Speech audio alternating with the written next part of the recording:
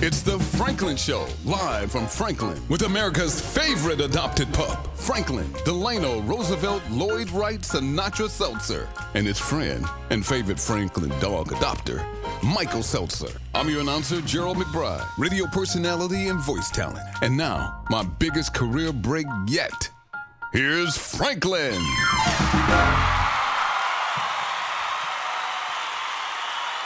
Oh, well, thank you, everybody. Thanks to my great announcer and my band. Thanks to this magnificent audience, all of you folks that are here tonight, once again, so honored and humbled by your adoration of Franklin and I. We have an exciting and fabulous show to present to you tonight. I can't wait to get this thing rolling with our great guests, so you stay tuned and we'll be right back. Be right there. Wait. Use the shovel and bucket of water, remember? Drown, stir, drown, feel. Then make sure it's cool. Where'd you learn that? SmokeyBear.com. Brushed up on some tips before we left. Don't want to start a wildfire, right? Only you can prevent wildfires. Welcome back, everybody, to the Franklin Show. I am sitting here in my studio with Franklin, and I have a very special guest, and I'm going to tell you all about this guy. First of all, he's known as radio's best friend, and the person who gave him that moniker is someone that I'm forgetting at this very moment, but he'll remind me. And he is also a man who has devoted his life and dedicated his entire personnel to being radio's best friend and promoting radio wherever he goes. Ladies and gentlemen, Mr. Art Vuolo. Welcome. Thank you, Michael. Sorry. Yes, sir. It was. I'll say now my smartphone is talking back to me. Now, here's the deal. Didn't even ask it anything. You have to turn your phone off because I know you're radio's best friend. Everyone's going to call you. All right, let me just say one thing. In 1988, this gentleman and I and two other individuals, God rest their souls, Millie Felch and Dick Kernan, were the founders of the Detroit Radio Reunions. And in 1988, we had our first reunion at the Michigan Inn in Southfield. There were over 500 guests who came in from all over the country, and it was a private party. It was to celebrate radio with radio veterans who all broadcast in Detroit at one time or another. And many of them hadn't seen each other in decades or years. And many of them are known to most of you in the audience as legends. And that was the first event that we did. And it was for charity. Dick Purton was our MC. In fact, there were three people, Michael, that were at that first one, and none of the others, because we lost them. Fred Wolf, Martha Jean the Queen, and who was the other one? Someone else who died. Yeah.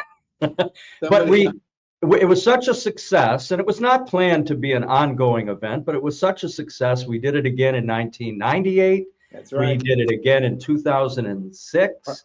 We did it again.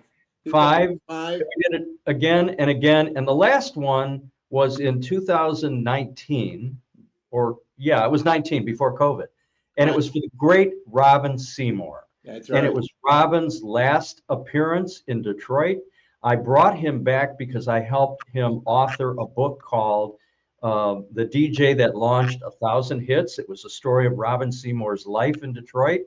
And I brought him back to the Motown Museum to sign autographs. We had people lined up for hours.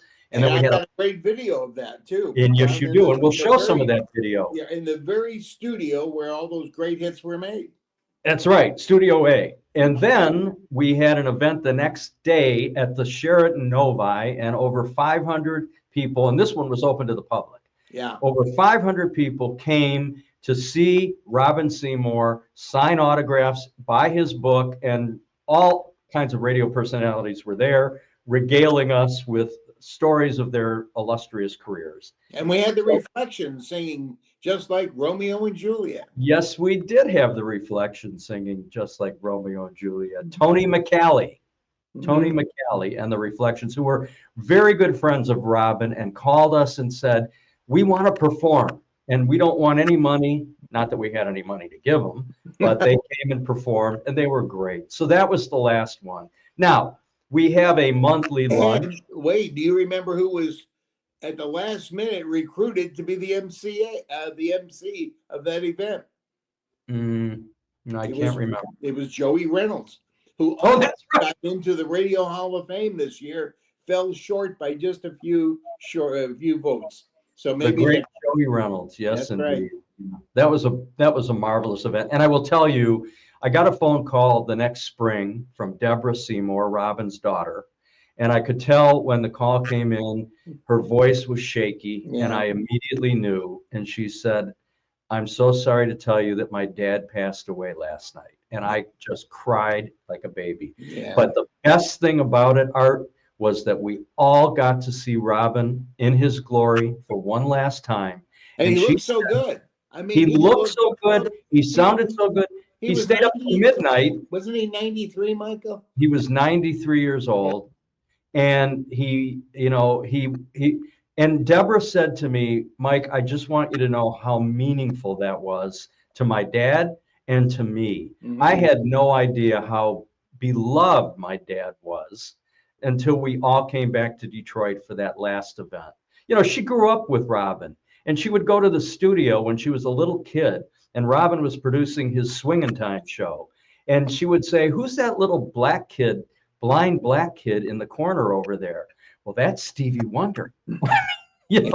Robin had all the Motown artists. He was good friends with Berry Gordy, and it was a cavalcade of Motown superstars coming on his show. And Deborah was a little kid going to the studio with her daddy and not really knowing what this was all about. And she got a real appreciation from that. It's a good thing we did it when we did it. So because I just did another reunion this past weekend in Chicago at WLS, one of the biggest radio stations in America. I mean, anybody that ever worked in radio knows about WLS, and anybody that grew up in the Midwest. It was the 50,000 watt giant. It was considered to be one of the top 40 radio stations in America, like CKLW, KFRC in San Francisco, KHJ in Los Angeles, and WABC in New York. These were considered to be the top 5 in the country. And they just had a big thing called WLS Unwound. And they brought back a lot of the greats from the past. And one of them was an original WLS DJ from 1960, who's now 91 years old. So it was just fantastic. I enjoyed being in the Windy City to capture it all. And that's what I'm doing right now, is trying to make the edits look good. And you had Jim Kerr on that, and John Landecker, John Records Landecker. He's from Michigan. He's from Ann Arbor. John is. Yeah, John is. Wow. Right. And of course, Jim Kerr, who has been a legend and icon in New York for 30, 40 years? Jim Kerr just celebrated. He just finished 51 years. 50 years. In New York radio. And he was Robin Stone on Keener 13 back in the 60s. And he did love songs on WNIC for a while as well. Was it NIC? No, it wasn't NIC. It was Q95 or something. Anyway, he was doing it from New York. But he's a tremendous talent who at 18 years old fell out of high school when he was 17. His father threw him out of the house. He had no place to go. I gave him a couch to sleep in my rickety old college dorm apartment. And then he hitchhiked to Chicago and got hired at WLS. That just doesn't happen anymore. But it's a great story. And it was good to have him a part of it. Really was. Well, there's so many great stories in radio, Art, and you have chronicled them all. You've got Dick Burton's last episode on WOMC. You've got, every major artist or talent that has been in radio, you've captured on video, yeah? Well, I also, when Dick Burton did his last show, I was the only one allowed in the studio. All the TV stations had to be outside shooting through the window, and I was the only one actually with my camera in the studio, and I felt very honored by that. So it was very cool. And the guy that gave me, you couldn't think of who gave me the moniker of radio's best friend. It was Scott Shannon at Z100 in New York. Right. He's considered to be one of the great programmers and great air talents within the radio industry. So he's the one back in the early 80s. He gave me the nickname. So, and it's true, because you are. I mean, I know we all have a lot of fun at your expense, because we all have a lot of fun at your expense. But you are legendary for what you brought to the industry, and everybody knows and respects that, including me. Well, thank you very much. I appreciate that. I do have a lot of great things that I'm the only one that recorded them. Some of the things that I'm most proud. I am the only one that recorded Paul Harvey's last speech in 2003 at a talk radio seminar put on by Radio and Records, which was a publication that was considered the Bible of the industry. And that was done at the Marriott Marina del Rey, California in LA. And nobody recorded it but me. I'm the only one. And I had no idea it was going to be his last speech, but it was. I also did the last speech of Minnie Pearl at a country radio seminar that was in Nashville, Tennessee. And they just asked for that video at the Museum of Country Music and the Country Music Hall of Fame in Nashville. I was glad to provide that. Also, Randy Owen of the group Alabama. I had recording of him talking about making an appeal to country radio people. Let's do something for Danny Thomas in St. Jude's. Well, we all know what a big deal that became. I'm the only one that had that recording. And also the third thing that I'm proud of, I got Howard Cosell's last speech, and introduced by Rick Sklar, who was the program director of WABC when it was the #1 station in the entire United States. And he was gone 2 years later. So it's just really cool that I was able to get these things and preserve them for posterity. Well, you must have been busy the night that Terry Holmes and I did our last show on WCSX 94.7, Terry and Mike at Night. I think it was in 1989 when we did our last show. And there's no one that recorded that or video recorded that. I have the tape, of course. Well, you should have told me. I would have been there with my camera. Why should I have to tell you? These are the things I should divine this information. Listen, let me tell you something. 1989 was the year that Greg Jablonski and his wife, Marcia, who owned WHMI in Howell, Michigan at the time, let me go on the air on a Sunday morning. They thought, how much damage can he do on a Sunday morning in Howell, Michigan? And that is posted in the Vimeo library on my website, which is volovideo.com. And I've got 2 video libraries at the bottom of my homepage. One is YouTube, one is Vimeo. And if you guys go on Vimeo and scroll down about 4 or 5 videos, you'll see my show in April of 1989 trying to be a DJ. And now you'll know why I never became a full-time DJ, but it's priceless. And on a Sunday morning, Michael, I actually had the nerve to say how Howell got its name. Because I said it was founded by an old missionary. When he founded the town, he said, Howell be thy name. Wow. It's a bad Lord's Prayer. So you do remember the highlight of 1989 being you, and I've seen that clip, and believe me, you were right. You shouldn't have ever been a DJ, but I was, and I was very good, and Terry was very good. Unfortunately, we were in contract negotiations. She wanted a limousine to pick her up separately from me, and that's when things broke down. Tom Bender said, I've had enough of you two. You're out of here. And listen, Michael, you think you're a television star. So see, any of us can live these fantasies. Come on. I beg to differ with you. This is an award that was presented to me. Best New Talk Show by the Community Hometown Media Awards, Informational Talk Show, Independent Producer, The Franklin Show. So don't tell me. I am a star, legitimately. And maybe you haven't heard the latest story about what's replacing Stephen Colbert on CBS. You'll be reading about it. You'll be reading about it soon. Is it a guy that wears a tam and has a dog stuck in his pouch? It's very possible because I'll work for less than $14 million a year. Well, you do work cheap. How much am I getting for this? You're not a damn thing. And how much are you paying me to put you on? So last thing I want to say to you is, all kidding aside, we've been friends for decades. We have had so many fun parties and events, many of them at my home in Franklin, and many of them at your home in Novi.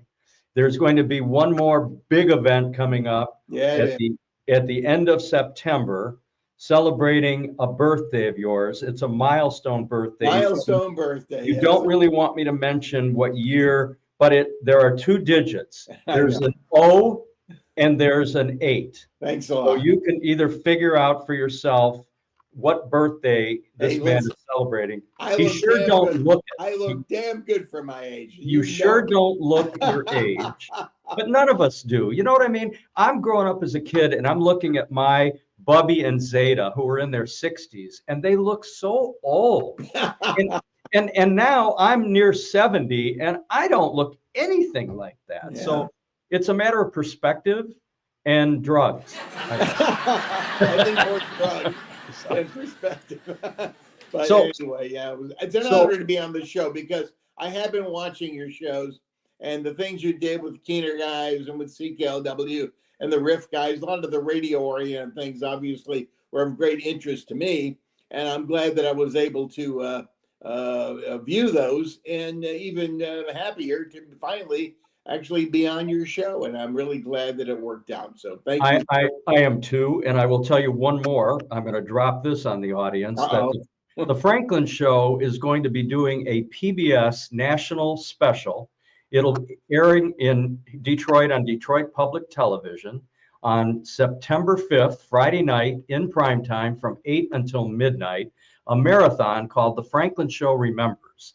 And we'll be doing tributes to Dick Purton, to Robin Seymour, showing those 2 Emmy award-winning documentaries that we were part of producing, and all of the Franklin shows that we've done with all of the great legendary disc jockeys from those classic radio stations, WRIF, WABX, CKLW, and Keener 13.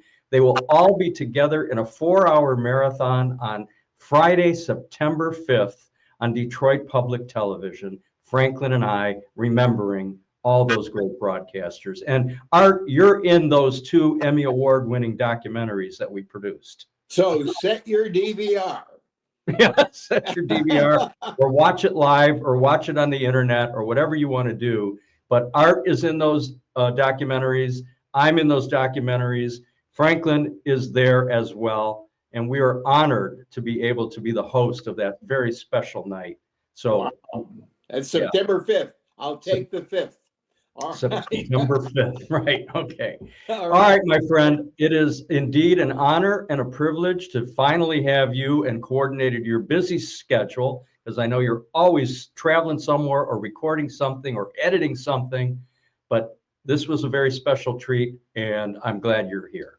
Well, one last thing I want to mention real quick is the fact that one of the other things besides all this video stuff that I've done with radio, I had a company called the Radio Guide People, worked with a business partner named Barry Grant in Southfield, and we put out 100 million radio guides all across America to help people find what they could listen to while they're traveling on a trip in their car. Of course, none of that's needed anymore because the internet has everything now, and there's satellite radio that you can take from one end of the country to the other. But for 33 years, I put out just over 100 million of those guides. Very proud to have been able to promote radio because I still love the medium very much. And you and I share that. You and I share that, which is why I have done so many of these tribute shows. My favorite subject, which is broadcasting and radio. So thank you very much. Yeah, I appreciate you, and I look forward to seeing you at upcoming luncheons, which are not open to the public, but are fun and crazy, and it's grown, and every month it gets bigger and bigger. And at your birthday in September, and more information on that will come forth from Art Vuolo. Art, thanks for being a guest on the Franklin Show. Appreciate it. Bye-bye. All right. Thank you, everybody. We'll be right back after these words. More riveting entertainment here on The Franklin Show.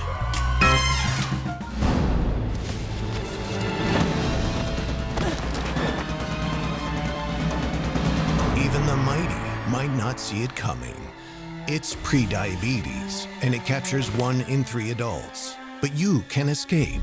Take the 1-minute prediabetes risk test to know where you stand and prevent or delay type 2 diabetes. Be your own hero on smartphones everywhere at doihaveprediabetes.org. Hey, welcome back, everybody. Well, I have a very special guest, although I like to say all my guests are special, but this guy, there's a history that I have to talk about, and I will, but not at this very second. A medical genius, a cardiologist, a longevity specialist, a vegan guy, an entrepreneur, the son of a furniture store company, and less. Ladies and gentlemen, Dr. Joel Kahn is my guest. Very kind of you to have a schlepper like me on this very highbrow show. You have no idea how many schleppers I have on this show. So trust me, you're in good company. So let's start with this. For years, your father, the illustrious Erwin Kahn, would waltz into my office with a cigar blazing. And I can't imagine that you thought that was healthy and good for him, but he apparently didn't pay attention to his son. And he drank scotch, like, big things of scotch. And he was a genius in the furniture industry and one of my clients. And so Erwin and I and my partners, Keith Kaufman, may he rest in peace, and the other guy who I don't talk about, he's fine. It's okay. But in any event, I got to know your father very well. And I had great admiration and respect. And my father was a furniture salesman, just so you know. So there was that. And then years later, I come to know you. And you're a genius marketing guy. I mean, really, you do a hell of a job, social media, and marketing yourself as a legendary cardiologist. You've been guests on 1 million shows. So thank you for being here. Wow, Joel. kind of you. Thank you. All right. So let's talk about what your philosophies are, what you are promoting and trying to help people live better lives, right? Yeah. Well, I appreciate that input. And honestly, my very dear mother, Ruth Kahn, who's still alive and very well, almost 93, did take my father by the earlobe like this to the Pritikin Center at that time in Santa Monica, a longevity center, very ahead of her time. Other Detroiters were going to. One of those Detroiters is turning 99 in 3 weeks. So there's something pretty good about this program. And did get my father off scotch. Oh my God, I can remember all the cases of Seagram's VO in the basement, but he actually gave them away. And got my father off cigars and got him onto lentil loaves about 40 years ago. And I think, it added years to his life. So thank you, Mom Kahn, for giving Dad a good smacking like Jewish wives can do and should do, and we thank all wives who got to remind their men that they are fragile, and that is really the theme. I mean, I've been practicing cardiology for almost 36 years. A lot of that at Corwell, Beaumont, but about 10 years ago, right by you at 13 and Telegraph in Bingham Farms, not as fancy an address as Franklin, but a suitable address. I have a preventive clinic, a longevity clinic. It's all cardiology related because I live by the philosophy, you are as young as your arteries. And a lot of people don't live by that philosophy. They live, either they don't even think about it, which is probably a mistake, or there's a lot out now, you're as young as your muscles and everybody's got to look like Schwarzenegger, or I don't know, you're as young as some expensive blood testing you do. No, really, you're as young as your arteries. If you have young arteries, you're getting blood flow to your brain, you're getting blood flow to everything joyful below the waist, your kidneys, and obviously your heart. And what I do with most people is I just take them, they walk in with little or no data, And between blood work and some cardiac testing that's widely available, inexpensive, just have to know how to interpret it. We figure out how old you are inside. An English physician 400 years ago called that your arterial age. 400 years ago. He said, a man is as old as his arteries, Dr. Thomas Sidingham. And nothing's really changed. And, we get colonoscopy, and we get mammograms, and somebody puts their finger up our rear end and talks about our prostate health, but nobody checks their heart. So these are widely available. In fact, to give a shout out, my brother, also an MD, Mark Kahn, a radiologist, brought the first machine to Michigan in 1995 that did what's called a heart calcium CT scan. Ah, I see you have the machine that goes bing. It was up in McLaren and Flint, and then there was one at 12 and Northwestern. Now it's everywhere. For $100, they got to come to me and pay me some good, high-end boutique cardiology clinic fees to get $100 test that every internist, family doctor, even a veterinarian ought to order on their clients. But it does take an MD or a DO or an NP or a PA to order it. And then we work on a plan. So I emphasize healthy diets, as many fruits and vegetables as a person will eat. I eat only fruits and vegetables, nuts and seeds. I've done that for nearly 50 years. Started as a kosher thing, and my mother going to Pritikin thing, and then I did the cardiology reading. And some fitness. I'm not cold today. It's 90 outside. This is a weighted vest. I'm a little cuckoo. I try new things. I walk around all day long with 10 pounds on me because it may help you burn a little more fat during the day. And you got to get your sleep. We really emphasize a lot, try and teach people how to sleep well. That's a good question I will ask, because I'm not a sleeper. Anybody who knows me gets texts from me at 2 o'clock in the morning. When I have a creative thought, and I have them every morning, I wake up and I start writing. And then I do nap throughout the day. I'm a napper because I can. But I can't sleep for 8 hours. I never could. Never. So what do I do as a person who probably needs to get more sleep? Well, one thing that's popular nowadays, there's many sleep trackers, whether you call that a Whoop, a Fitbit, an Oura Ring, an Apple Watch. I'm using one. I don't have it on right now. I actually called a Hume, Hume. It's popular online. And you might find out you're actually sleeping a little longer, better than you think. And you might confirm that your sleep, there's something called fragmented sleep. And unfortunately, it's like you say, you're just up a lot and then you're back and up a lot. It's being associated with, memory loss. We call that dementia. It's associated with heart disease. So, one, you might want to kind of nail down. Number two, there is something called sleep apnea.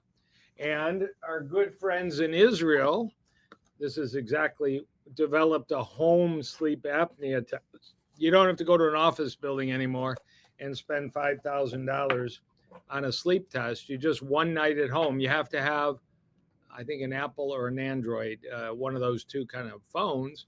And you just wear a device on your wrist for the time you're in bed. It's inexpensive and certainly safe. It was an Israeli company. It's been bought by a big American medical company now. Find out if you got sleep apnea. Of course, snoring, stopping breathing is a clue, but you can get data from it.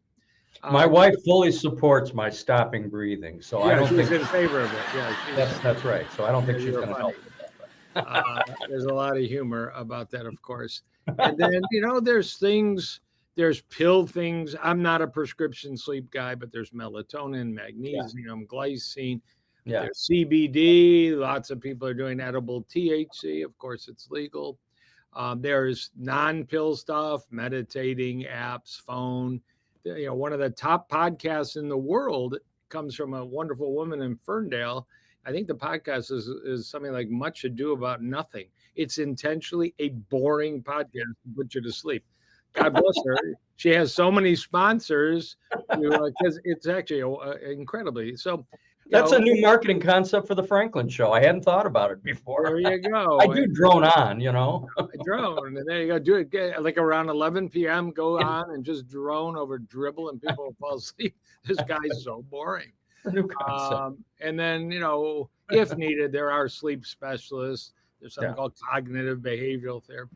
But if you want to stay young inside, it's now pretty well recognized 7-8 hours sleep is a goal, maybe the most important goal. Now, you're obviously a highly functioning guy, and those naps during the day may somehow balance out. But most of the science says you're sick. Michael, you're sick. That's not a good program. Well, I am sick. Everyone who knows me knows that. But I've been successful at being sick for my entire life. Yeah. I had a great 40-year career in the advertising and marketing business. I've been retired for 10 years, and all I do is charity stuff now, and this fabulous TV show that's blown up all over the world. So and promoting Van Morrison more than anybody on the planet. You have no idea. We just did a whole hour of a tribute to Van on his 80th birthday, and I had so many guests that were part of the Van band in various stages of his career. So that show precedes this one, which will air afterwards. But yes, Van and I go way back, and he's celebrating his 80th, and he's managed to do some incredible things. And he's quit smoking, quit drinking, and lost weight and looks great. At 80, he looks like 60. So, yeah. Wonderful. But, I love it. And plus, I love his music, and you obviously love it too. Yeah. All right. So then you also had your vegan, you had your restaurant in Ferndale, and that was a very popular restaurant. And of course, all things are subject to change. That's a tough business. Right. But I know you're big in promoting vegan, and you are one. Well, you made a comment on the introduction that we're going to have to edit out now. I grew up in a retail business. You've already mentioned it, Gardner Furniture. My mother was like the first print ad model in Detroit. I can remember going to photo shoots when I was 5 or 6. She just stood behind a sofa in a nice chiffon dress. But, I never learned that business was a dirty word. And particularly when I've been promoting really through education. I like to teach, and I don't really like to go in a classroom and teach for 2 hours. I like because everybody's got a 30-second time frame. So I learned as an older man, social media, and I do TikTok, and I do most of what I do is on Instagram. And I really mainly care about teaching people short little snippets on health. It turns out, particularly a podcast I do every week called Heart Doc VIP.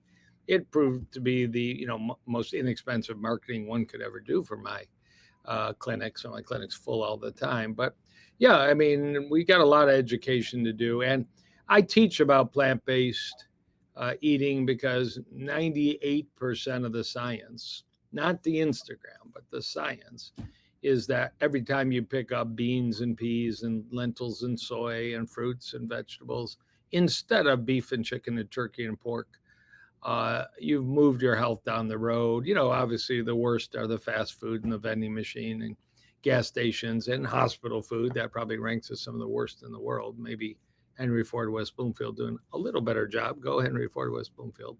I'm not on staff there, but I was there recently, and they always have done a little better job. The plant-based, if you want to have a good sex life in your 60s, 70s, plant-based. If you want to have a better shot at good kidneys and brain and heart, think plant-based, and my patients tell me all the time, Doc, I'm vegan like you, except for the chicken and the turkey and the eggs and the dairy. I hug on them. Right. Well, there's a limit to what one can do, and we all try our best. And but you're a beacon of health, and you're a beacon of good information. You do a great job on social media, Joel. You really do. Every day you're on TikTok and Instagram, and very educational. And thank you. And that's an art. Not everybody has that ability. You're a great communicator. 90% of life is just showing up. So I do show up regularly, and then I like to be comedic and upbeat. People, there's a lot of noise out there, and there's a lot of people out there. So I want to grab your preventive medicine.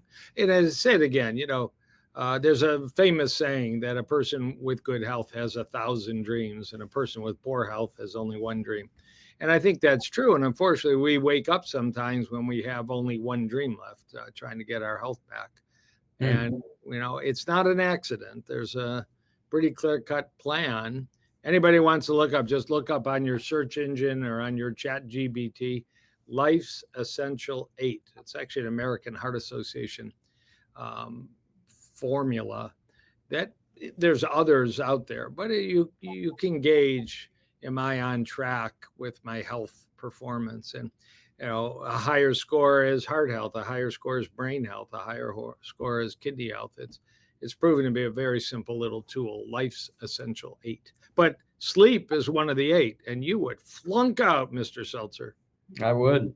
I'll have to work on that. I don't know what I can say. I go to bed and then something occurs to me and it wakes me up. And once I'm up, I get to the computer and I start writing, or I make some notes or whatever. Right. And then I have to lull myself back to sleep. Yeah. So whatever, I'll try to work on that. I am devoted to living a long and healthy life and aggravating my wife for at least, we're 49 years now. Wow. And I often say 2 of the happiest years of my life. So that's very funny. That's what we say, Kanahora. Yeah, Kanahora, yes. 44 years. God bless. Yes. It's got to be a little pugilist back and forth. I got to, my best advantage is my wife is the most honest person I know, and she'll dress me down when I need to be dressed down. Oh my God. She gave me permission this morning to talk about Sydney Sweeney in the house. I didn't know we were allowed to. I shouldn't be talking about 27-year-old curvy girls, but she's in the news everywhere. So yes, she is. You're right. This is great. I can even talk about that with my wife. This is great. Well, I can talk about any damn thing, but she will slap me around. We are so opposite. I'm flamboyant. She's conservative. I'm this. She's that. But you know what? We made it work. We should go out one night. The women will talk nonstop, and I'll be working the room like you. Yeah, exactly. All right, my friend, this was an absolute pleasure. You're a brilliant guy. Everybody speaks highly of you, and I'm so honored that you took the time to come on the Franklin Show. And I wish you all the best, and I will see you around, right? Absolutely. I appreciate it. I'm glad your doggy is there with you. I live through my 3 dogs, one who's turning 17 next month. And we're going to rent out the Michigan Central train station for 900 of our best friends and sing happy birthday to Eva. No, I wish we could. But. So wait, that brings up a point. And this is something that I have spoken about frequently. I really appreciate Elon Musk and all the things that he's done and trying to fly to send rockets to the moon and all this. My thing is he needs to create a chip to implant into our puppies to give them the longevity that we have so that we could share their lives and our lives for much longer than 15, 16, 17 years. Right. Am I right? I agree. He's making those human robots. Yes. We could download our dog's personality to some Neuralink, put it in a dog robot, and then we'd have, Fifi forever. Who wouldn't want that? Who wouldn't want that? Well, you may know the same people I know who actually took their dog in Detroit, cloned them to have a $50,000 puppy that grows up to be an identical twin to the one that's about to pass away or passed away. So you and I know that person. I'd rather Elon come up with a $5,000 robotic version, but although I will tell you what that person who you and I both love, and I talk about her on this show very frequently. She's one of my favorite people. Yep. When Lori told me, because Lori's been managing her business for years, what she spent, I thought it was crazy. Yeah. And then I had Franklin, and then I had Winston, and it's no longer crazy. Yeah, I know. I get it. But yeah. So good stuff. All right. Thank you, buddy. Joel, all the best. Thanks for being here. Bye-bye. Take care of yourself. All right, folks, we will be right back with more riveting entertainment on The Franklin Show right after these words. Stand by. We said we'd never break the 3-second rule. Never do that. And never become a minivan mom. Hey, Chris. As parents, we say never a lot, but never happens.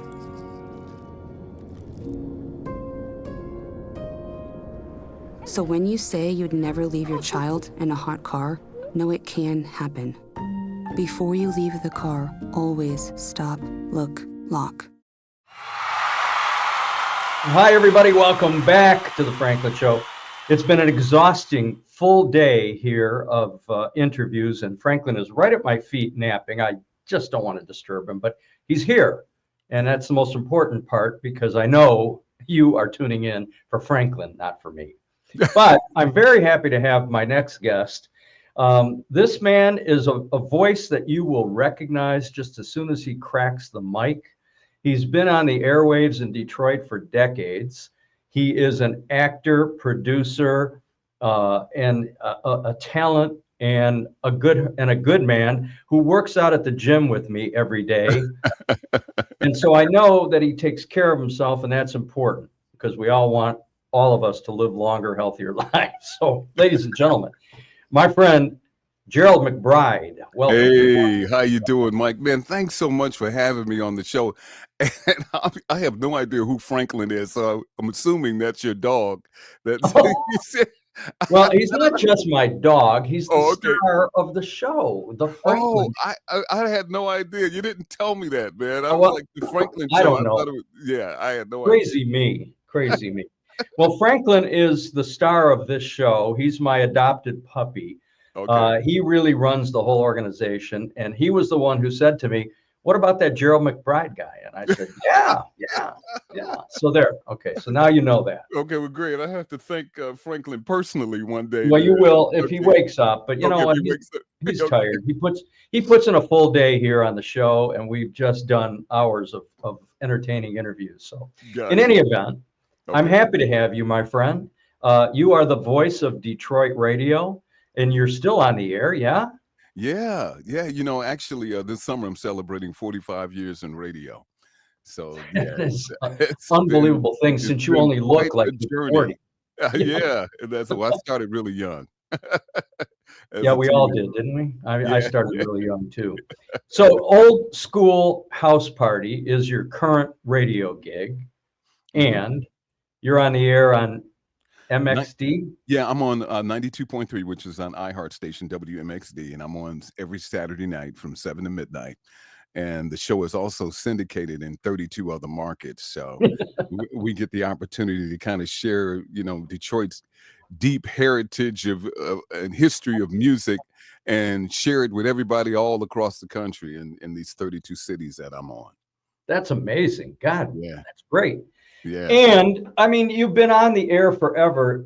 Go through the list of radio stations that you've been fired. Oh, wow. Let's see. Let me see. You ever watch the show WKRP in Cincinnati? I sure do. Yeah. You know, when Johnny Fever said he's been up and down the dial, that's kind of been my my life story, man. So, you know, I started at an AM station in Flint. From there, golly, if I can just remember. Oh, WLBS. I don't know if you remember WLBS. Sure. It was disco and more when I started there, man, back in the early 80s. Disco was just kind of dying out, but they were really big for disco. I think it was pounds of disco because it was LBS, right? Yeah. When you're in the yeah, right, exactly. It was. And then the station transitioned into a dance-oriented rock station, which I kind of made that transition. I didn't know anything about Oingo Boingo or the Clash or, you know, these groups, man, that these new wave songs that we were playing, man, but it was really cool experience working with people like Mike Halloran. But I went from there to WDKX in Rochester, New York, and then back to Flint, and then to WGPR, where I did actually a TV show for a while there. On channel 62, and from there, you know what the call letters WGPR stand for? Where God's presence radiates. Yes, sir. And before that, do you know what they were before that? What was it? Grosse Pointe Radio. Oh, I didn't know that. Is that gotcha. Wow, yeah, wow. There's some trivia there.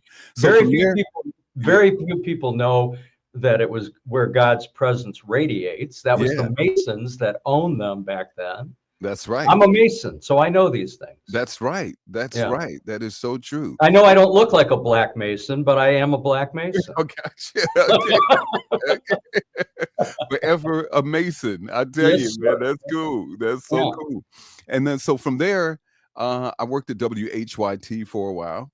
And from there to WJOB, and from WJOB to WJZZ. I was actually did mornings on WJZZ with Lloyd Taylor and a guy named Mark Unger, who did sports. I remember Mark Unger. Sure, I do. Unger, yeah.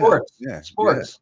Yeah. And then from there to WMXD, where I've been for almost 30 years now. Yeah. So like I say to a lot of my radio friends, and I've got a million of them, you just couldn't keep a job. That's the problem with you. Up and down the dial, and I guess a lot of people don't really know what we go through in radio and trying to keep these jobs, keep the ratings high. The very little pay that I made on many of these radio stations, and I'm just so honored to be able to kind of put this in a memoir, which I just finished up, and the book will be released in a couple of weeks, and it's called God and the DJ. And just my career, man, of going up and down the dial, and all of the different stories that I have in radio. If I could just share one with you, though. Yes. So I went to Speck Howard School of Broadcasting. And the great Dick Kernan. Dick Kernan, yes. So this is interesting that you would mention his name, because after I had graduated, I get a job in a carpet store. I don't know if you remember Beckwith Evans, but that's where I do. So I didn't sell carpet. I was just kind of like one of the maintenance guys who cleaned the toilets and rolled up the carpet rolls, and so that was my job every day, man. After I graduated out of Speck Howard, and I was like, "Hey, Dick, you got to get me out of here, man." And he was like, "Okay." So he would send me on these different interviews. I never forget just sending tape after tape, and I kept getting turned down, man. And this was always my lifelong dream of being on the radio ever since I was a kid. And after graduating, man, I just couldn't land a job. Finally, Dick gets me a job in Flint, Michigan at WAMM, and it's a part-time show on Saturdays from 3 to 6. So I talked to the program director, whose name was Greg Jones. Greg says, "Okay, look, I need you to come up a week before the show, and I need you to sit in with the afternoon guys so you can learn the board." Back then, Mike, radio, man, you had all the knobs, you had cart machines, you had turntables, man, you had a clock format. I mean, none of that exists anymore, So, but everything was because everything was just so manual. So, so I went up, Monday through Friday and sat in with this guy. Saturday came around, man, and I'm just like so excited. I'm like finally getting my chance on the radio, my first time on the air, man. And the anxiety is building up. I'll never forget the guy that was on before me, and it was like, a couple of minutes before I was getting ready to start my show at 3:00, and he says, "Up next is Gerald McBride." And I was like, "Oh my goodness, this is it. I can't believe it." I'm so nervous, Mike. I sit down and I cue up my record, and I get ready to turn on the mic to say my first words on the radio. And when I went to grab the turntable, which was way behind me, to start the record, I accidentally knocked the arm off the record, and it goes over the air. And I turn on the mic. And I say the wrong call letters, and the program director runs in and busts in the studio and says, "You're fired. Get out of here." Before I could say my first words on the radio, Mike, my first words on the radio, I got fired. And the guy said, "That's right. You're talking about driving a long drive home, man." So I drove, back to Detroit from Flint, and I'm thinking, man, I blew it. That was my only chance. And fortunately, about 4 or 5 months later, the guy calls me back and says, "You know what? I'm going to give you another chance." And the rest is history. And the scars from your chin dragging are just now starting to abate. I mean, I can't even imagine what you must have felt like. Your self-esteem completely destroyed in 2 minutes. Completely. And, just the chance of being on the radio, I have been waiting all my life, and just going through school and working in a bar to pay for the school, man, and just the anxiety was just built up, man, and it was just, I'll never forget that moment, man. That guy firing me, like, get out of here, you're not ready, And Kernan, God bless him, he and I were friends for decades. Yes. He and I created the Motor City radio reunions in 1988. Did you really? Wow. Absolutely. And we've been doing them ever since, until the last one was for Robin Seymour, who passed away after coming back to Detroit for the last big 500-person reunion. Wow. And I'm so proud that Dick and I and Art Vuolo and Millie Felch of blessed memory started that whole thing. And that's why I keep in touch with all my radio buddies. I love the business, love it. And I've done so many tributes on this show. And by the way, I'm going to break some news. Franklin and I are going to be hosting a PBS marathon on Detroit Public Television on September 5th, Friday night from 8 until midnight. The Franklin Show remembers. We're going to be showing my Emmy Award-winning Dick Purton documentary, my Robin Seymour Emmy Award-winning documentary, and 4 episodes of the Franklin Show where we got all of the DJs together and did tributes to WRIF, WABX, CKLW, and Keener 13. They were all here on this show telling stories about radio. Wow. And we will be hosting that on Detroit Public Television, PBS, September 5th, Friday night, 8 to midnight. So there. Oh, wow. How awesome is that? That is It's great. awesome. It's awesome. Radio has just changed so much. I mean, back then it just meant so much to the listeners, and and in the African American community, I mean, they listened to the radio to find out what was going on. I mean, if you wanted to find out what was happening, in Detroit, I mean, just the radio was the way to find out. So we were looked at as, air personalities a lot different than we are today. Right. But yeah, I just get an opportunity to kind of just share, my experience of going up and down the dial in this book. And I think a lot of people, hear us on the radio and they think everything is just perfect in our lives. We're just, hey, wake up, good morning. It's gonna be a great day. You're looking beautiful today. And behind the scenes, sometimes our lives are a wreck.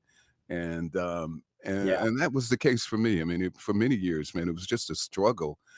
Just being in the business, even after I quit the carpet store and I get a full-time job in Flint, I was, actually making good money as a maintenance person, but I decided that I would take a cut in pay just to be in radio. And I'll never forget making $141 every 2 weeks was my pay in my first radio job. And just so happened, as soon as I get this full-time job at the AM radio station, then my girlfriend at the time gets pregnant and we got a son we got to take care of. So it's like, here I have a family, trying to survive on $141, every 2 weeks, which was. And look at you now, and your son is with you in the business. Am I right? And he is with me in the business. Yes. Yeah.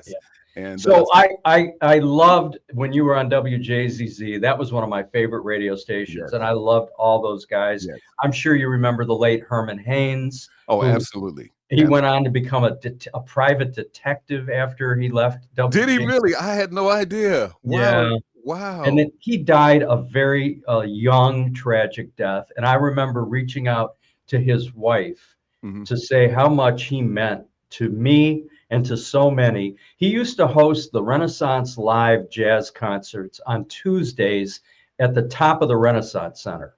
Wow. And he was the MC. And man, I saw everybody at those gigs. I saw Grover Washington. I saw Herbie Hancock. I saw Chick Corea. I saw everybody. And Herman Haynes was the greatest guy. He was friendly. He was wonderful. I loved him on the radio.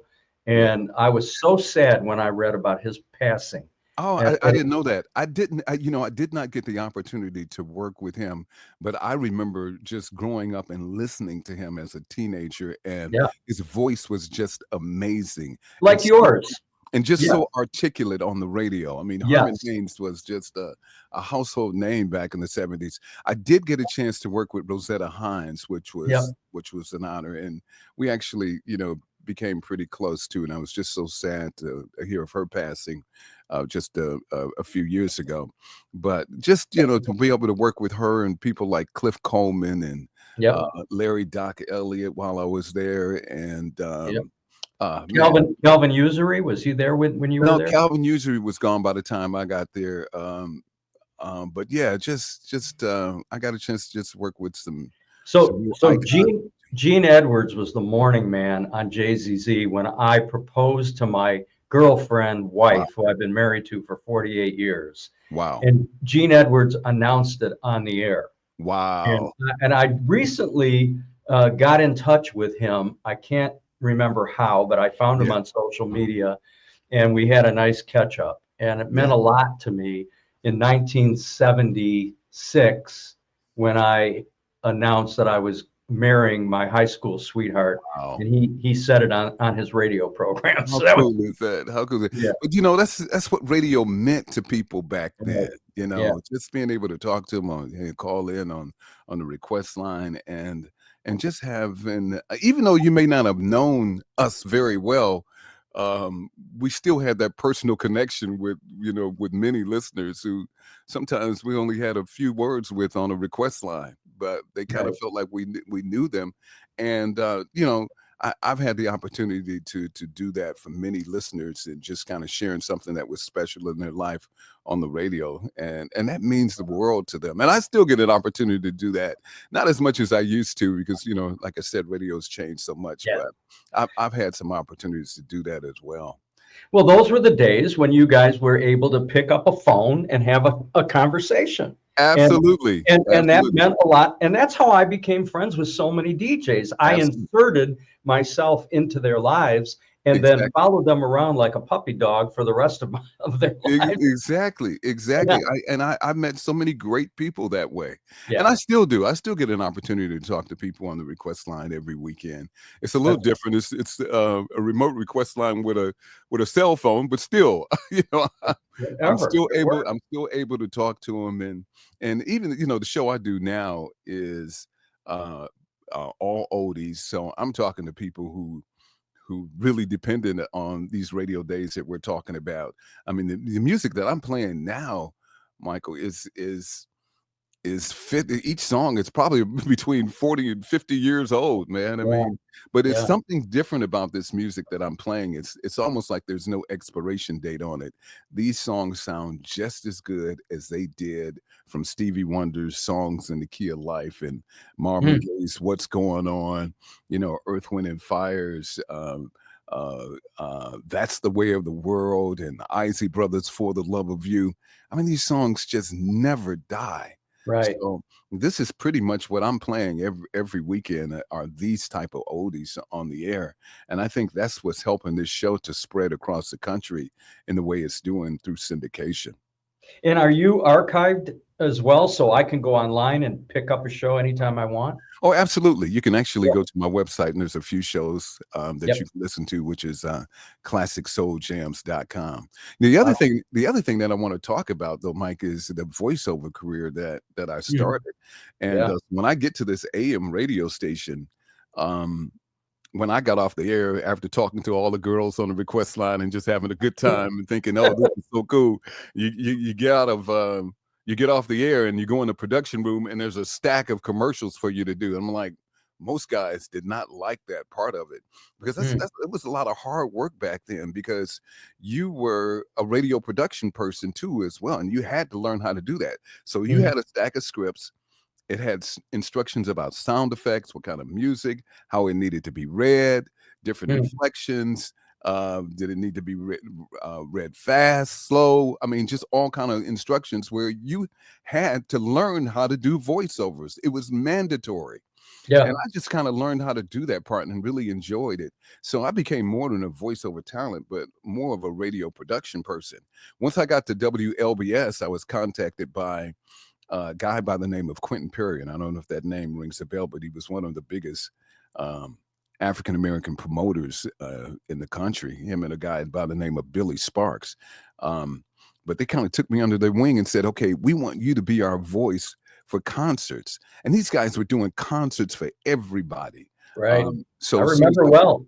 I remember. Yes, well. and when I got to WLBS, I immediately took on this client, and they were willing to pay me $50 a commercial, and I was like, "Well, this is great." Now, 1 60-second spot back then would take me probably about 4 or 5 hours to produce. Oh, come on, man! Yeah. Come on. Yeah, man. I was paying myself after wages for doing that kind of work. Yeah. I was in the marketing business, for 40 years. Right. And I had clients all the time, and I would just do my own stuff, and I would run it through the union and pay myself union wages and take advantage of the medical benefits. Right. But so I became this voice of entertainment through these guys who kind of got me started. I'll never forget actually doing a commercial for them. They had booked Rick James and Prince on the show. And what they wanted to do way back then, they wanted to make it a battle between Rick James and Prince. Prince and Rick James had no idea what they were doing, but they had me put together this commercial. Who's going to win? Is it going to be Rick James or is it going to be Prince? Live at Cobo Arena. Tickets are $11.50. Can you believe tickets were $11.50 back then? Yeah, and you were getting paid $50 to do the commercial. I was $50 to do the commercial, right? So I made. Did you get a free ticket? Yeah. Oh, I got free tickets to all the shows. Oh, okay. Yeah. I at least got. Now we get nothing. We get nothing. Yeah. So we created this commercial with Rick James and Prince at Cobo Arena. It was 1981, and they went into this battle live on stage, man, based on these commercials that they had me produce, man. But we would do commercials like that all the time, and these guys were so creative in coming up with different ideas for shows. I remember doing commercials for them for Teddy Pendergrass and the Ladies Night Only, and they wanted me to say things like, "Ladies, bring your panties so you can throw them on stage." Oh, I mean, just all kind of stuff. So I kind of stuck with these guys. I was their exclusive voice. Yeah. These guys actually became Prince's exclusive promoter. And Billy Sparks, I don't know if that name rings a bell to you. Yeah. But so Billy Sparks was, he was Prince's exclusive promoter. So he was promoting Prince when nobody else wanted to play Prince. And Detroit was the only market that was actually playing the album Dirty Mind at the time. And so Prince kind of just latched on to these guys, and they became his client, and they took him all across the country, and they stayed with Prince. And of course, when Prince rose to the great stardom that he did, he took these guys with him. As a matter of fact, Billy Sparks, who was the promoter from Detroit, was one of the main characters in the movie Purple Rain. I don't know if you know which one he is. I can't remember. I don't know if you remember the movie. He actually played the bar owner, and the guy that was kind of giving Prince a hard time about his, Well, I have to say, my wife and I saw Prince just before he passed at the Fox Theater here in Detroit. Yes. My son Justin, who runs Blue Note Records, had said to me, "Dad, I've got tickets for you and Mom to go see Prince." And I was like, "Oh, all right." He goes, "No, Dad, you don't understand. You got to go see Prince." So we did. And I think that Morris Day and the Time opened. Which was, just phenomenal entertainment. That's right. And I am so glad that Justin pushed us. Pushed. I love music. But it just didn't strike me that I needed to go see Prince that day. Yes. But you got to go. And man, I'm so grateful that I did. Yeah. So I didn't get a chance to see that show. I actually had tickets and I gave them to my wife, and she went with a girlfriend. I was like, okay, I've seen Prince enough. It was, but she said it was phenomenal. It was unbelievable. Yeah. So all right, so now you are a producer. You've produced movies. Now, I know, you did, I know you're famous for, you produced the movie Shaft, and then you did Fiddler on the Roof. And now you've got a black version of Fiddler on the Roof. I heard that you had done that. No. I don't know where you got that. All right, my staff sometimes they give me this is what misinformation. happens with AI now, man. See, they just try to create all kind of false stuff, man. I don't know where you got that from, but anyway. Okay. I made that up. That's what I do. But I do have to mention this, you know, in my voiceover career now, out of all of these commercials that I've done for all of these artists, from, you know, Earth, Wind and Fire to Stevie to Prince, Michael Jackson. Do you know what commercial people remember me for the most? And I just want to mention this before we talk about the movie. And that is Mr. Allen's 29 or 2 for 50. Mr. Allen is the man with the plan to save you money. Watches, coats, new arrivals, boots, Dickies, Nike. 29 or 2 for 50. Mr. Allen saving you money. I knew you were going to laugh. I did that. I was the voice of Mr. Allen's for 29 or 2 for 50. Pele, 29 or 2 for 50. Alan Bischoff started his career in the New Orleans shopping center at 10 Mile and Greenfield. That's right. When he was like a teenager. Right. I was a teenager working for Efros Drugs, delivering prescriptions. Wow. So that's where Alan started. And he built this empire. And you were the voice. And I was the voice saying 29 or 2 for 50. And I wasn't a little guy. You know, this little guy would pop up in the screen. That's me, 29 or 2 for 50. I didn't do that for it. Actually, that was a friend of mine. Who did that voice, but so I would put together the audio and they would create the TV commercials for it. But yeah, I was the other guy, the 29 and get Pele, 29 or 2, you know, all the different. So well, he just recently sold the business, so he's retired. Yeah. So anyway, all right, talk about the movie. Yeah. So anyway, with me doing these commercials, I have a client who I did a lot of concert commercials for out of Connecticut, and he flew into Detroit one time, and he asked if I could take him to a hockey game.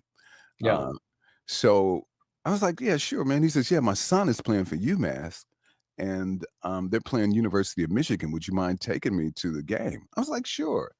So we drive out to Ann Arbor, and we get there, and it is sold out. 10,000 seats just sold out. But Mike, I look around and I see that I am the only African American in the entire arena. I'm like, where are the black people in this sport? I mean, I had never really been to a hockey game. So this was an amazing experience for me. But right then and there, man, I get the idea for a movie. I had no intentions of ever getting into the movie industry, but right then and there, I get this idea for a story, and I just start writing this on notepads and notebooks, and just kept writing. I knew exactly what was going to happen throughout this story about this young man who played hockey and dealt with some racism and just some of the things that he just went through in trying to play the sport, and and I just kept developing this thing and developing it. And then, you know, I thought, well, you know, maybe I need to just take this a little more serious. And I decided to take some screenwriting classes. And then I started writing on Final Draft, and I kept pushing this thing. And this would go on for years, Mike. That started in 2007. Wow. 2010. 2011, I started pushing it to some friends who do movies in Hollywood. And I'll never forget the first time I sent it to my friend. He sends it to his agent at CAA, and the agent sends it back to me, and he marks it up like a bad report card. It had all kind of red marks on it and zeros, and this doesn't make sense. And I mean, I'm like, okay, maybe this isn't what I need to be doing. You know, let me get back to doing voiceovers. Now, ball the script up and throw it in the trash. But then, man, it's just something in me. It's like, no, you gotta tell this story. So I just kept at it, man. And this would go on for years. I just kept writing and perfecting it and sharing it with people. And okay, what do you think of this? And you know, I'm taking some constructive criticism and getting this story right. And I just kept going and going. And then finally, I circled back to my friends in Hollywood and said, hey, look, take a look at the script. Tell me what you think now. And they were like, oh, okay, we think you have something. I had a couple of offers on the table for millions for this movie to be made. And by this time, COVID hits. I mean, so it's been going on for 12, 13 years, man. God. And then COVID hits, and I lose contact with all the people who said they were interested in doing this film. 2022, man, I just decided to step out on faith and do it myself. And I shot this movie for about close to $300,000 with 150 people in the movie. So, God, yes. So it was just an amazing project, and just with it being a faith-based movie and these inspiring messages, just saw God doing so many miracles and making this movie happen. And so yeah, and here it is now on Amazon Prime. It's called The Rhythm. It was originally called Black Ice. Yeah, I had seen promos for Black Ice. Yeah, so I had some issues with using Black Ice. So I The decided Rhythm. Yeah, so I dropped the Black Ice and just decided to call it The Rhythm. So people can go on Amazon Prime right now. You can see it actually it's on several. I'm signed with Samuel Goldwyn Pictures, and Samuel Goldwyn Pictures has it on several different platforms. We're on Roku, we're on Amazon Prime, we're on Apple TV, we're on YouTube Movies. It's on Tubi. Hoopla. I mean, it's several different platforms. So this gives me inspiration because I have been thinking about writing a movie about a skinny little Jewish guy who wants to play football. And I'm kidding. But anyway, God, that's a great story, Gerald. Yeah. Now that's a great story too. And the reason I say that, because this story is about an underdog. So this guy, young black kid, gets into a brawl. He's 18. He gets into a brawl on the ice. And he's got some anger issues, that he had to deal with. And he takes it out on an opponent white player, man, and almost kills the guy, and they send him to jail. And he's in jail for several years. When he gets out of jail, they send him to a neighborhood hockey rink in the inner city of Detroit that's almost abandoned, where the kids really don't know how to play. You got almost like a bunch of bad news bears, and he teaches them how to play the game. And he teaches them by using this rhythm that they have. So great roller skaters, and he takes them to the roller skating rink and says, hey, okay, you guys are great roller skaters, and you need to adapt this same rhythm that you use in roller skating in playing hockey. And that's how they become a team. And what a great story. Yeah. Yes. God, that's just inspirational that you were able to do this. You spent so many years in the planning and development of this, and you ultimately ended up pulling it off. Good for you. And was it all shot in Detroit? It was all shot in Detroit. Everything was shot in Detroit. And when you see it, you'll see some memorable landmarks of Detroit.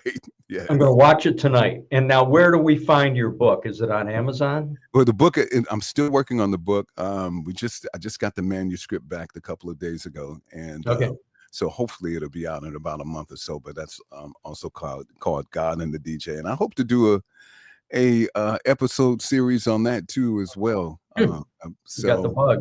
Yeah. Just to kind of, I think some of the stories that I have in the movie script for that are really kind of funny. It wasn't funny when I was going through it.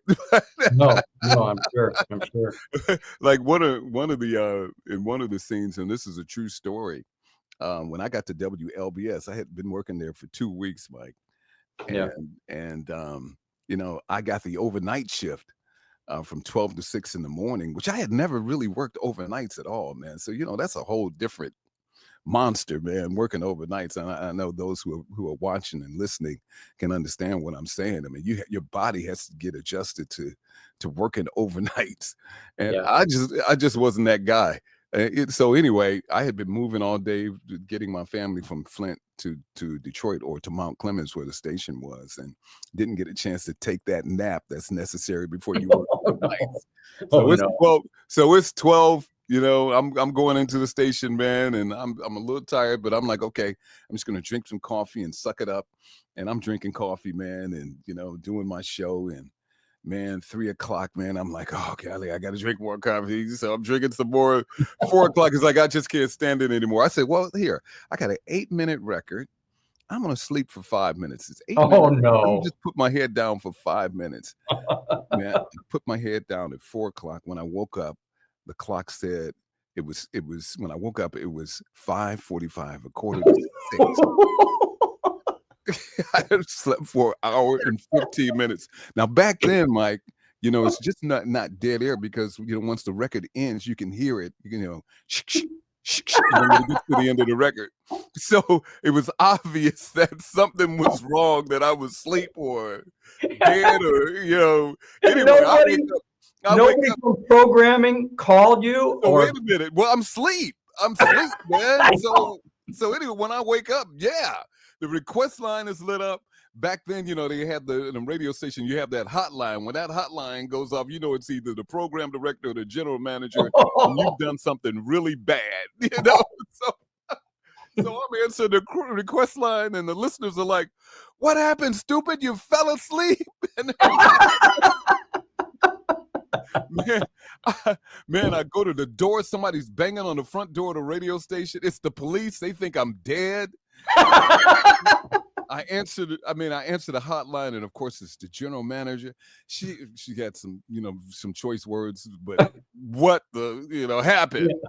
What happened? I was like, I fell asleep. You be in my office at 9 o'clock this morning. Like, okay. Well, you were rested. You had a nap. Yeah, I had a nap. I was like, okay, it's not a problem. And of course, she fires me. Of course. And I've only been there 2 weeks. So these are kind of things that I went through in radio. I get a chance to share all of those stories like that, man. But yeah. I'm looking forward to the book. But she did give me an opportunity to come back. I always had this grace and mercy on my life, man. So she allowed me to come, you must have come back. Yeah. You're an affable and friendly and warm guy. I've met you. You're always pleasant and genial. Well, thank you. And so there's no attitude, which, unfortunately, a lot of people get an attitude. We've all known those people in the business who are bitter and not happy with management and pissy about everything. Right. You're not that guy. Yeah. But I was feeling like that. I just didn't say anything. Yeah, it was quite a few moments, man, that I was like, okay, this just doesn't make any sense. But I'm glad you're able to talk to so many on-air personalities, and I know these people that you talk to, like Dick Burton and who else did you see? Doug Padell or? Oh God, I've had everybody on this show. You've had everybody. They all. I've had JJ and Karen Savelli and Gary Goodwin, and everybody's been on my show. We all have stories like this. Yeah, we all have stories like this, and I'm just very fortunate to be able to share my story and behind the scenes what it's like, kind of going up and down the dial. So well, people will be sent to your website. My excellent crack staff will put your website up on the screen, and then you'll, I'm sure, make the announcement when the book is available for purchase. I know I want a copy. Awesome. And I look forward to reading it. And awesome. I'm so grateful. I ran into you in a restaurant last week. I hadn't seen you in a while because I dropped out of the gym. I've been a Franklin villager for 30 years. Yeah.